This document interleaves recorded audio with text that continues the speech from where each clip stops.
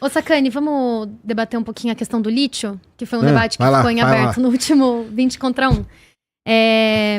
Porque eu acho que, assim, hoje, quando a gente vai falar das indústrias do Elon Musk, a gente precisa pensar em lítio. Isso você concorda, né? Sim, claro. O desenvolvimento das indústrias está vinculado à extração, à refinaria. Principalmente a Tesla, né? De lítio. E principalmente a Tesla, a bateria, exatamente.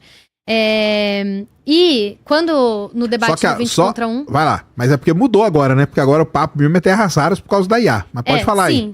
Sim, mas vamos pensar o lance da Tesla, né? Mesmo das baterias. Porque mesmo com a IA, continua necessitando do lítio. Das terras raras. Agora precisa de tudo. E das terras raras, exatamente. Porque eu acho que assim, quando a gente falou lá no 20 contra 1, nem fui eu que trouxe esse tema, mas falaram lá da extração de lítio e do golpe na Bolívia, etc. Que factualmente o que aconteceu, né? Tava tendo o golpe do Evo Morales na Bolívia. Um usuário do Twitter respondeu um tweet do Elon Musk dizendo que o governo dos Estados Unidos dá um golpe contra o Evo Morales na Bolívia para que vocês, né, no caso ele estava se referindo ao Musk, aos Estados Unidos, pudessem obter o lítio de lá, não serve aos interesses dos bolivianos. E em resposta a esse tweet, o Elon Musk disse, vamos dar um golpe em quem quisermos, né? Sim. Ou seja, o que eu acho, que nesse momento, o que o Elon Musk estava pensando, que apesar da maioria do lítio usado em 2020, que foi quando aconteceu, né, tudo isso, ser da Austrália, nas empresas da Tesla, a gente está falando de um lítio na Austrália que a extração dele é muito mais difícil, né? Isso. Porque é vinculada às rochaduras e é muito mais difícil e limitado. Se a gente pensa do ponto de vista da expansão que o Elon Musk... Muito mais longe também, né? Muito mais longe, exatamente. Do ponto de vista da expansão que o Elon Musk quer dar para suas empresas. Ou seja, tem que estar no radar de um grande bilionário que hoje é quem está encabeçando a indústria de baterias, o lítio que está concentrado principalmente na Bolívia e no Triângulo do Lítio ali, né?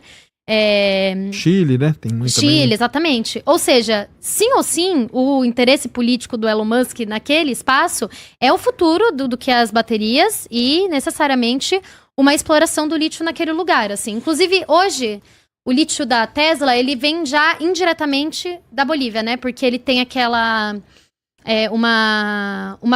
ele contrata uma empresa de baterias chinesas, que eu até anotei o nome dela porque eu não ia decorar, que é a CATL, eu acho, né? Uhum. CATL. E essa CATL tem um consórcio com o governo boliviano, né? Que exatamente. Extrai lítio da Bolívia. Ele compra, né? E aí ele compra, exatamente. Ele não compra o lítio porque ele mesmo não tem nada que fazer com o lítio. Ainda que ele tem uma refinaria, você sabia? O Sim. Elon Musk tem uma refinaria no Texas que... Assim, pra ele refinar lítio, ele precisa extrair o não é nem lítio. de lítio ali, não. É lítio, sim. Pelo que eu sei, é refinaria de lítio. Que inclusive eu tava pesquisando que consome 8 milhões de galões de água por dia pra fazer o refino do lítio.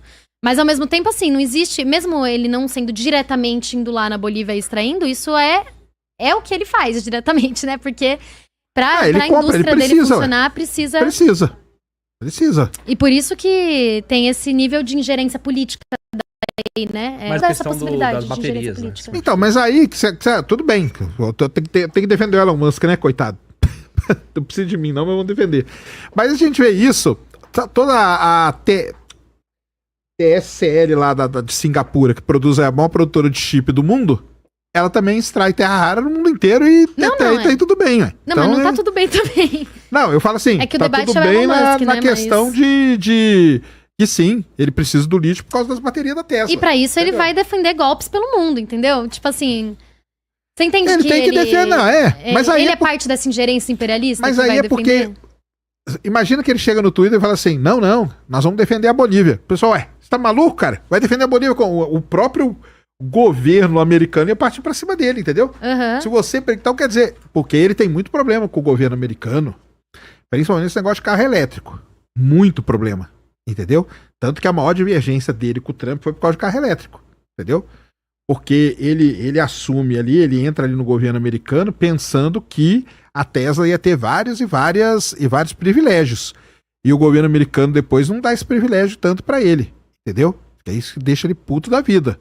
Mas diz um pouco respeito ao perfil do Elon Musk, porque ele poderia ter ficado só calado, né? Mas ele tem ele tem esse negócio dele. Podia. Esse lance de capital político que é fazer essa ingerência nos outros países. Tá? É esse negócio, é o que eu falei, cara. Assim, 98% das coisas que ele fala no Twitter eu não concordo, entendeu? Não concordo mesmo, entendeu? Não tem nem como concordar, entendeu?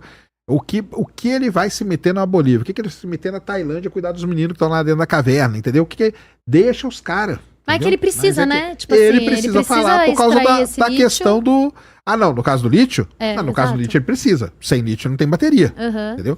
E agora, se você acha que tem ingerência, você vai ver agora a ingerência dele, por conta das terras raras. Porque agora ele construiu uma das maiores fábricas de chip do mundo. E chip, ele é basicamente tem um pessoal que até tem um gráfico que é muito legal. O cara põe um monte de areia assim e um chip do lado, entendeu? Porque chip basicamente é terra rara transformada em componente eletrônico, entendeu? E ele vai buscar as terras raras aonde? Porque os Estados Unidos não tem. E aí? Ele vai vir e a China? No Brasil, ele vai vir no Brasil? Porque sobra. O problema é que agora não vai sobrar tanta opção para ele. Para a China ele não vai. Porque os chineses já falaram que não vendem para os Estados Unidos. Os Estados Unidos não tem. Sobra quem? Sobra o Brasil. Exato. Mas mesmo esse acordo que saiu agora de terras raras já é pensando nesses interesses também das empresas estadunidenses. Ah, não. Isso aí deve ser mesmo, entendeu? Mas aí que tá. Nisso. Tinha que ter alguém, por isso que eu volto a falar do plano, entendeu? Eu falo, entregar do jeito que tá entregando, tá totalmente errado. Entendeu? Aí nós vamos ter uma ingerência muito grande. Interessante assim, né? É brutal de nível de exploração no Congo, porque o Congo tem 70% a República Democrática do Congo do cobalto, né? Do mundo. O Congo é um país que desde a Segunda Guerra ele é problemático. Todo o urânio que foi usado para fazer a bomba de Hiroshima foi do Congo belga. Então, entendeu? E lá, e qual é a questão? É um país miserável, mas que infelizmente o destino quis que boa parte dos minerais mais importantes do mundo estivessem ali. Então, e a extração desses minerais é feita de uma forma muito manual. Tipo, é diretamente... muito primitiva. Muito primitiva e coloca, inclusive, muitas crianças pra trabalhar. Claro, Teve até um caso e essas crianças morrem muito soterradas, né? Uma coisa que acontece meio que... A mina desaba porque não tem tecnologia. Ou seja, as empresas querem os bilionários, sei lá, quer esse cobalto, mas não veste. Da maneira mais barata. Da maneira mais barata. Teve um caso, inclusive, que teve 14 famílias de crianças que foram soterradas no Congo, que abriram um processo contra as grandes empresas estadunidenses que não extraíam diretamente, porque hoje isso é terceirizado, mas que compravam. Então eles abriram um processo contra a Microsoft, contra a Google, contra a Tesla. Porque, enfim, foram 14 crianças soterradas. Tipo assim, então o desenvolvimento tecnológico do Musk, ele só é possível porque, e para ele ficar bilionário, inclusive, ter esse nível de acumulação de capital, porque se apropria de países periféricos, de países subdesenvolvidos que colocam suas crianças pra trabalhar.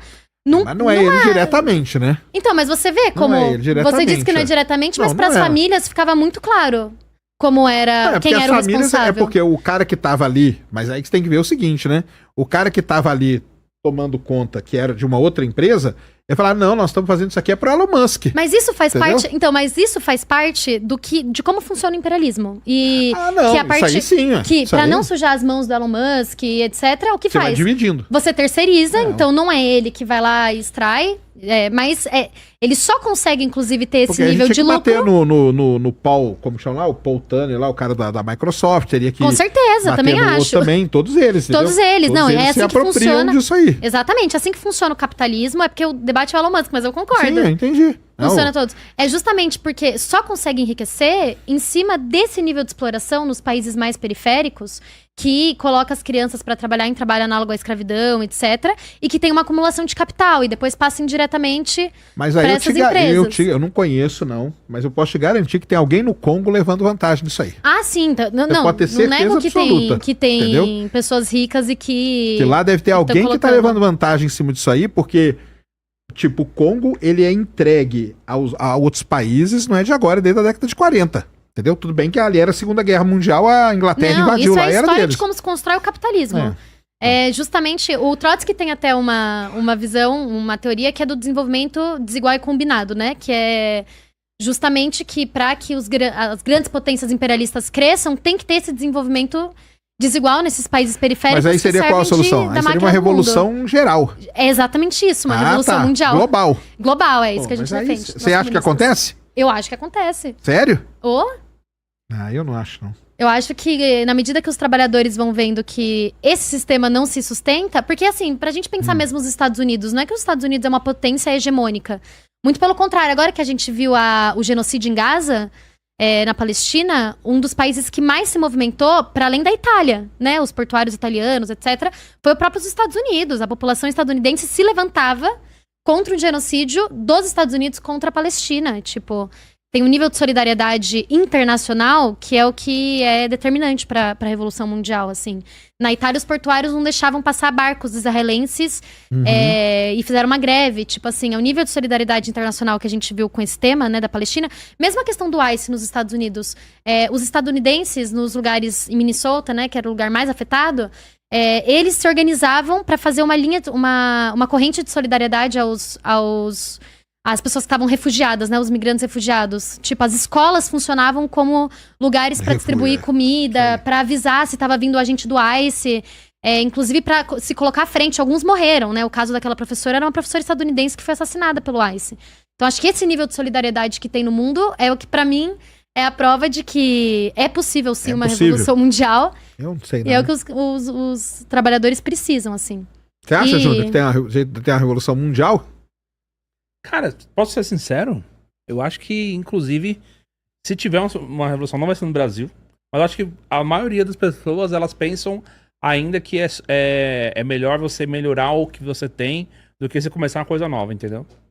Então, acho que o pessoal vai preocupar muito assim, vai se preocupar mais em querer melhorar a sua casa, melhorar o seu sei lá, se a pessoa tem vontade de ter um negócio ali, né? Tipo, trabalhar a família, vamos melhorar aqui o que a gente tem, pra gente poder trabalhar menos, ter mais tempo, curtir melhorar mais a sua vida do que... Aí eu quero comprar um carro, vou comprar um carro, não vou precisar financiar em 60 vezes e pagar o preço de 2, entendeu? Vou meter um sofazinho melhor na minha casa, vou ter um cômodo a mais aqui, se eu quiser ter um lugar ali pra guardar as coisas, entendeu? Pra quem gosta de mexer com reforma, sempre tem um lugar onde você guarda umas coisas em casa. Eu acredito que as pessoas, elas pensam em melhorar o que tem já nesse sistema todo, resolver esses problemas, do que começar uma coisa nova e implantar um sistema novo, entendeu?